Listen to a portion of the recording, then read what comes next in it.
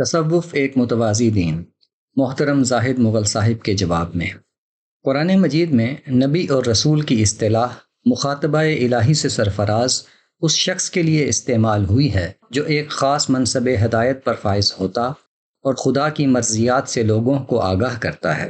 اس کی اطاعت اس کے مخاطبین پر فرض ہوتی ہے، اسی کا تقاضا ہے کہ اس کا انکار کفر قرار پاتا ہے۔ نبی اور رسول میں ان کی دعوت کے نتائج کے لحاظ سے ایک فرق البتہ کیا گیا ہے، وہ یہ کہ رسول کی دعوت کے ساتھ زمین ہی پر خدا کی عدالت کا ظہور بھی ہو جاتا ہے اور اتمام حجت کے بعد قوم کا فیصلہ کر دیا جاتا ہے۔ دعوت حق کے منکرین اور معاندین سزا یاب ہوتے ہیں اور مومنین نجات پاتے ہیں۔ قرآن مجید میں ارشاد ہوا ہے وَلِكُلِّ أُمَّةٍ رَسُولٌ فَإِذَا جَاءَ رَسُولُهُمْ قُضِيَ بَيْنَهُمْ بِالْقِسْطِ وَهُمْ لَا يُظْلَمُونَ۔ سورہ یونس آیت نمبر 47۔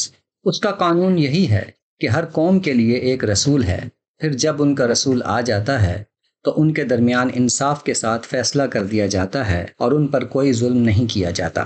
نبی اور رسول کے درمیان اس فرق کی بنیاد قرآن مجید کی نصوص ہیں، تاہم نبی اور رسول کی حقیقت میں کوئی فرق نہیں اور اس لحاظ سے دونوں مترادف ہیں۔ قرآن مجید میں نبیوں کی کوئی اقسام بیان نہیں ہوئیں، نبوت عامہ اور نبوت خاصہ، نبوت تشریعی اور نبوت غیر تشریعی کی کوئی تقسیم مذکور نہیں، اور نہ ان تقسیمات کے استنباط کے لیے کوئی مضبوط بنیاد ہی دستیاب ہے۔ رسول کی طرح نبی کے لفظ کو لغوی معنی میں استعمال کرنے میں کوئی مسئلہ نہیں، مگر اس سے آگے بڑھ کر نئی اصطلاح بنانا التباس پیدا کرتا اور ایک مفہوم کو دوسرے میں ملانے کی راہ کھولتا ہے، اور یہ ہوا بھی۔ نبوت عامہ میں نبوت خاصہ کے خصائص شامل کر دیے گئے، یہی نہیں بلکہ نبوت عامہ کے حامل اولیاء انبیاء نبوت خاصہ کے حامل انبیاء سے برتر قرار پائے۔ یہ ہونا ہی تھا، کیونکہ انبیاء کے ہوتے ہوئے دوسری قسم کے انبیاء کا وجود تبھی جواز پا سکتا تھا جب کوئی وجہ امتیاز بتائی جا سکے۔ چنانچہ بتایا گیا کہ حضرت موسیٰ علیہ السلام جیسا پیغمبر بھی خضر کے در پر پہنچ کر فیضان علم سے باریاب ہوتا ہے۔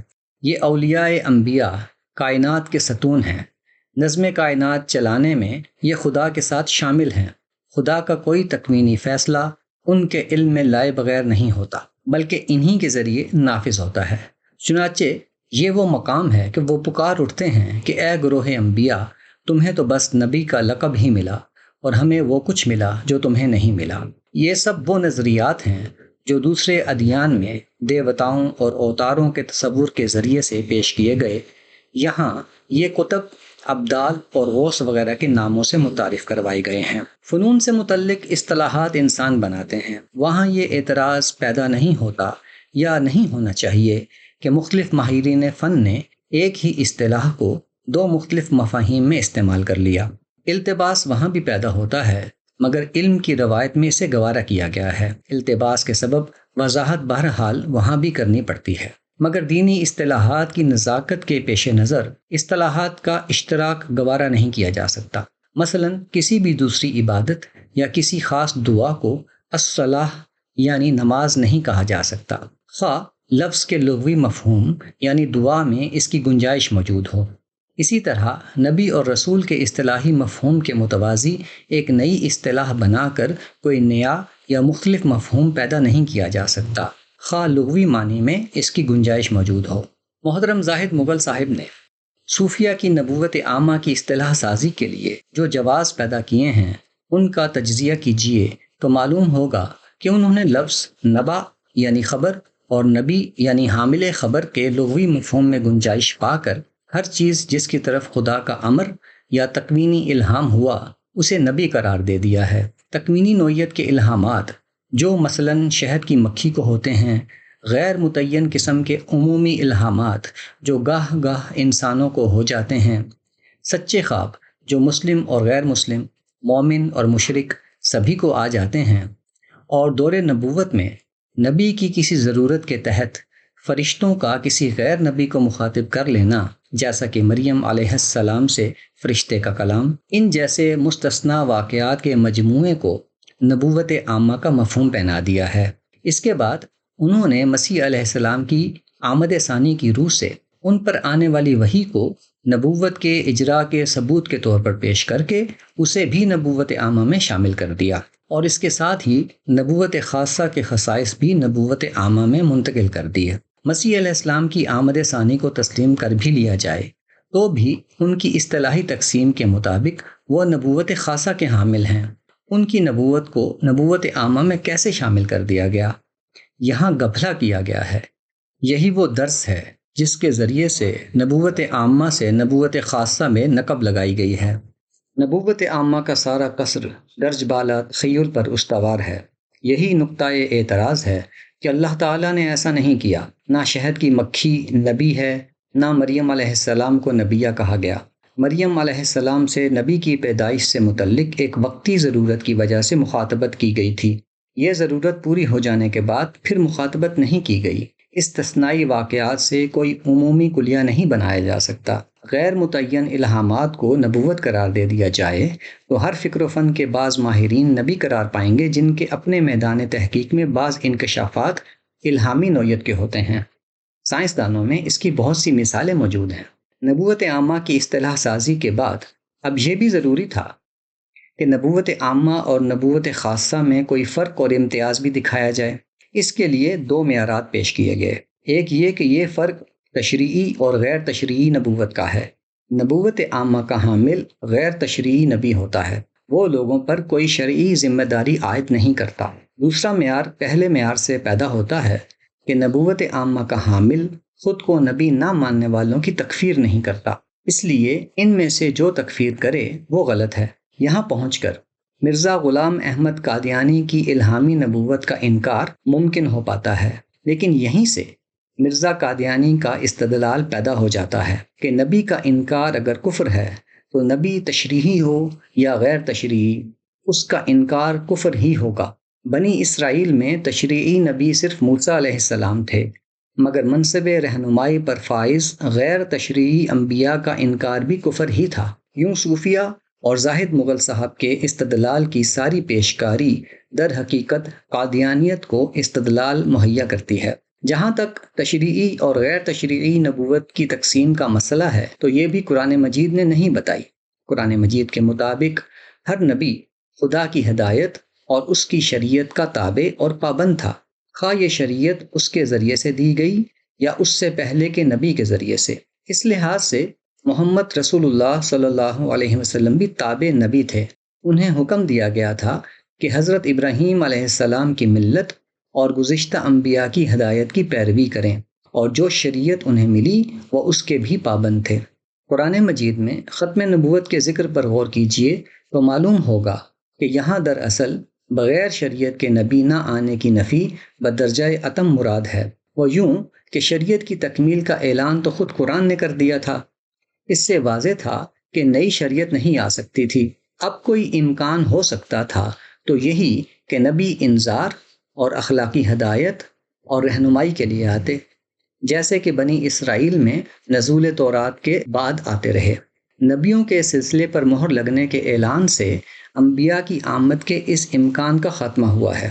کسی غیر نبی کو خدا سے مخاطبت کا شرف حاصل نہیں، نہ غیب کی طرف کوئی کھڑکی کھلتی ہے جس کے ذریعے سے جب چاہیں جھانک کر عالم بالا کے احوال معلوم کر لیے جائیں، بلکہ نبی کا معاملہ بھی یہ ہوتا ہے کہ کسی مسئلے کے بارے میں وحی نہ آتی تو رسول اللہ صلی اللہ علیہ وسلم بے تابی سے منتظر رہتے، مگر ایسا نہ تھا کہ ان کی روح مبارک خود صعود کر کے عالم بالا سے خبر لے آئے۔ صحابہ کرام کو دینی اور دنیاوی امور میں بے شمار مسائل کا سامنا کرنا پڑا۔ ان کے حل کے لیے وہ اجتہاد اور مشاورت سے کام لیتے۔ اس عمل میں ایک دوسرے سے اختلاف اور مباحثہ کرتے، مگر الہام اور کشف کی بنیاد پر کوئی فیصلہ نہ کرتے تھے۔ ایسا کوئی طریقہ ہوتا تو وہ اسے اختیار کرتے۔ صحابہ کے ہاں اس قسم کے خیالات اور دعاوی کا کوئی شائبہ نہیں پایا جاتا۔ مسلمانوں میں تصوف اہل عجم کے متصوفانہ حلقوں اور فلسفے کی اشراقی روایت سے درآیا، اور انہی کے اوہامات کو الہامات کے نام سے مسلمانوں میں رائج کر دیا گیا۔ صوفیہ کی اس آزادانہ باطنی سیر کے نتائج دیکھیے تو صاف معلوم ہوتا ہے کہ ان کے الہامات اور مکاشفات کا منبع خدا نہیں ہو سکتا۔ یہ دین اسلام کے متوازی تعلیمات کا ایک مجموعہ ہے۔ تصوف میں اصل چیز مشاہدہ حق ہے، جو باطنی حواس کے ذریعے سے حاصل کیا جاتا ہے، جبکہ دین میں یہ ایمان بالغیب یعنی بن دیکھے ایمان ہے، جس کے لیے علم و استدلال کا طریقہ اختیار کیا جاتا ہے۔ دین میں خدا سے تعلق بیم و رجا کا ہے، تصوف میں یہ عاشق و معشوق کا ہے، اسلام کا منتہائی مقصود بندگی اور عاجزی ہے، تصوف میں یہ خدا میں شامل ہو کر خود خدا ہو جانے کا فخر ہے۔ قرآن میں بیان ہونے والی توحید ان کے مطابق عوامی قسم کی توحید ہے۔ صوفیہ کو خدا کا عرفان جب حاصل ہوتا ہے تو انہیں یہ معلوم ہوتا ہے کہ خدا کے سوا کوئی دوسرا وجود موجود ہی نہیں، خالق اور مخلوق ایک ہیں، ساجد اور مسجود کی دوئی محض وہم ہے۔ توحید کی حقیقت ان کے نزدیک یہی ہے۔ ہندو مت یا سناتن دھرم میں اسے آتما کا پرماتما میں مل جانا کہتے ہیں۔ یہ در حقیقت وحدت الوجود یا ہمہ اوست کا فلسفہ ہے، جو قدیم مصر، یونان اور ہند کے بعض فلاسفہ اور ہندو مت یا سناتن دھرم کے پرچارکوں نے پیش کیا۔ عقیدہ تثلیث میں یہ در حقیقت وحدت الوجود یا ہمہ اوست کا فلسفہ ہے، جو قدیم مصر اور یونان کے فلاسفہ اور ہندو مت یا سناتن دھرم کے پرچارکوں نے پیش کیا تھا۔ عقیدہ تثلیث اسی نظریے پر مبنی ہے، جس میں بتایا جاتا ہے کہ خدا نے 3 اشخاص میں ظہور کیا۔ اس کی روح سے مسیح علیہ السلام خدا ہی کا جسدی ظہور تھے۔ اللہ تعالیٰ نے اس فلسفے کو تسلیم نہیں کیا اور اسے کفر اور شرک قرار دیا۔ ارشاد ہوتا ہے، لَقَدْ كَفَرَ الَّذِينَ قَالُوا إِنَّ اللَّهَ هُوَ الْمَسِيحُ ابْنُ مَرْيَم۔ ان لوگوں نے بھی یقیناً کفر کیا ہے جنہوں نے کہا کہ خدا تو یہی مسیح ابن مریم ہے۔ ساری کائنات کو خدا کا ظہور مان لینا وہی کفر اور شرک ہے۔ صوفیہ کا یہ مشاہدہ حق اگر کسی حقیقت کا انکشاف ہوتا، اس میں تضاد اور تخالف نہیں ہونا چاہیے تھا، مگر صوفیہ ایک دوسرے کے نتائج کشف کو تسلیم نہیں کرتے۔ تصوف میں انسان کامل یعنی روح محمدی صوفیہ میں حلول کر جاتا ہے۔ وحدت الوجود کے نتیجے میں صوفیہ پہلے خود خدا ہوئے تھے، اب روح محمدی کے حلول کے بعد نبی بھی ہو گئے۔ خود کو کمالات نبوت اور نبوت عامہ کا حامل سمجھنے کا منبع یہی خیال ہے۔ اس پر استدلال بعد میں وضع کیا گیا ہے۔ حلول کا یہ عقیدہ بھی خارجی فلسفوں سے درایا ہے۔ مسیح علیہ السلام میں روح خدا کے حلول کا نظریہ اسی کا ایک مظہر ہے، جسے خدا نے تسلیم نہیں کیا اور اسے بھی کفر قرار دیا۔ چنانچہ ارشاد ہوتا ہے، لَقَدْ كَفَرَ الَّذِينَ قَالُوا إِنَّ اللَّهَ ثَالِثُ ثَلَاثَةٍ۔ اسی طرح ان لوگوں نے بھی یقیناً کفر کیا ہے جنہوں نے کہا کہ اللہ 3 میں سے تیسرا ہے۔ خدا تک رسائی پا کر صوفیہ خدا سے حصول ہدایت کے لیے نہ نبی کے محتاج رہتے ہیں نہ فرشتوں کے، یہ براہ راست خدا سے لیتے ہیں۔ شریعت کی ظاہری پابندی اس لیے کرتے ہیں کہ خدا ہی کی طرف سے انہیں اس کا پابند کیا جاتا ہے، ورنہ خود نبی کے کہنے سے ان پر کوئی پابندی عائد نہیں ہوتی۔ ان کے مطابق شریعت کی پابندیاں اصلاً عوام کے لیے ہیں۔ یہی وجہ ہے کہ صوفیہ کے ہاں ترک شریعت یا اس میں تساہل کا رجحان نمایاں نظر آتا ہے۔ وہ خود کو شریعت کا تابع نہیں سمجھتے، مگر نظم اجتماعی میں خلل یا خوف فساد خلق سے اس پر عمل پیرا رہتے ہیں۔ خدا کی معرفت حاصل کرنے کے لیے جو شریعت انہوں نے ایجاد کی ہے، اس کا بھی کوئی شائبہ اسلام میں نہیں ہے۔ چلے، ریاضتیں، ذکر و اشغال کی کثرت میں خود کو گم کر دینا اور اس سب کے لیے ترک علائق، یہ رہبانیت ہے جس کی دین مذمت کر چکا ہے۔ دنیا کی خواہشیں اس دین صوفیہ کے مطابق روح کی آلودگی کا سبب ہیں۔ اسی کا اثر ہے کہ سادگی کو ایک قابل ترجیح قدر کے طور پر اپنانے کی تلقین عام ہوئی۔ اس کے برعکس قرآن مجید بتاتا ہے کہ دنیا کی زینتیں خدا نے اپنے مومن بندوں کے لیے پیدا کی ہیں، تو کون ہے جو ان کو حرام قرار دے؟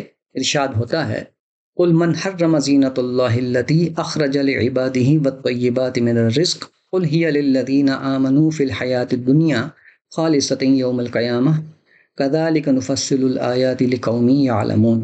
سورہ اعراف آیت نمبر 32۔ ان سے پوچھو اے پیغمبر، اللہ کی اس زینت کو کس نے حرام کر دیا جو اس نے اپنے بندوں کے لیے پیدا کی تھی، اور کھانے کی پاکیزہ چیزوں کو کس نے ممنوع ٹھہرایا ہے؟ ان سے کہو، وہ دنیا کی زندگی میں بھی ایمان والوں کے لیے ہیں، لیکن خدا نے منکروں کو بھی ان میں شریک کر دیا ہے، اور قیامت کے دن تو خاص انہی کے لیے ہوں گی، منکروں کا ان میں کوئی حصہ نہ ہوگا۔ ہم ان لوگوں کے لیے جو جاننا چاہیں اپنی آیتوں کی اسی طرح تفصیل کرتے ہیں۔ ابلیس کی طرفداری اور وکالت کی جسارت بھی تصوف کی راہ سے مسلمانوں کے لٹریچر میں آئی۔ قرآن مجید میں ابلیس کا موقف خود اس کی زبانی نقل ہوا ہے کہ اس کی سرتابی کی وجہ اس کا احساس برتری تھا۔ اس سے جب باز پرس کی گئی تو اس نے کسی ندامت کا مظاہرہ کرنے کی بجائے آگے بڑھ کر اعلان کیا کہ خود تو وہ گمراہ ہوا ہی ہے، اب وہ خدا کے بندوں کو بھی آخری دم تک گمراہ کرتا رہے گا۔ اس کے برعکس صوفیہ کے ہاں ابلیس ایک سچا مواحد تھا جو خدا کے سوا کسی دوسرے کے آگے سجدہ کرنے پر آمادہ نہ ہوا۔ اس نے لوح محفوظ پر لکھا دیکھا تھا کہ کوئی ایک ایسا ہوگا جو خدا کی نافرمانی کرے گا۔ آدم علیہ السلام کو سجدے کے وقت جب اس نے دیکھا کہ سبھی سر بسجود ہیں، اس نے مشیت الہی کو غلط ہونے سے بچانے کے لیے خود کو پیش کر دیا اور سجدہ نہ کیا۔ صوفیہ کے اس مکاشفے کو مبارک شاہ صاحب نے یوں منظوم کیا ہے۔ نظم کا عنوان ہے الا ابلیس۔ وہ لکھتے ہیں: جس نے مٹی کے بت کو نہ سجدہ کیا، روز اول سے جو منکر شرک تھا، جس تیرے جس کی نظروں میں کوئی نہ موجود تھا، تیرا مردود تھا، جس کے پیش نظر تیری تقدیس تھی، کس قدر وسعت ظرف ابلیس تھی، سینہ آدمی کا ہر ایک وسوسہ جس سے منسوب ہے، تیرا ماتوب ہے تو ہوگا مگر منصف دو جہاں، اس کے دل کی خلش کس کے سر جائے گی، جس نے ہر حال میں تیری لوح ازل کا بھرم رکھ لیا، جس نے تیرے لیے بے طلب راستوں پر قدم رکھ لیا۔ اب قرآن مجید ابلیس کے بارے میں جو کہتا رہے، صوفی کا یقین اس پر ہے جو الہام اور مکاشفے سے منکشف ہوا، اس لیے کہ دین تصوف میں اصل سند قرآن یا نبی نہیں بلکہ صوفی کا الہام ہے۔ یہ اندازہ کرنا مشکل نہیں کہ ابلیس کی برات کے بارے میں یہ الہام اور مکاشفہ انہیں کس کی طرف سے پیش آیا ہے۔ جنوں اور انسانوں میں اس ربط کے بارے میں قرآن مجید میں مطلع کیا گیا ہے۔ ارشاد ہوتا ہے: وَيَوْمَ يَحْشُرُهُمْ جَمِيعًا يَا مَعْشَرَ الْجِنِّ قَدِ اسْتَكْثَرْتُم مِّنَ الْإِنسِ وَقَالَ أَوْلِيَاؤُهُم مِّنَ الْإِنسِ رَبَّنَا اسْتَمْتَعَ بَعْضُنَا بِبَعْضٍ وَبَلَغْنَا أَجَلَنَا الَّذِي أَجَّلْتَ لَنَا قَالَ النَّارُ مَثْوَاكُمْ خَالِدِينَ فِيهَا إِلَّا مَا شَاءَ اللَّهُ إِنَّ رَبَّكَ حَكِيمٌ عَلِيمٌ۔ سورہ انعام آیت نمبر 128۔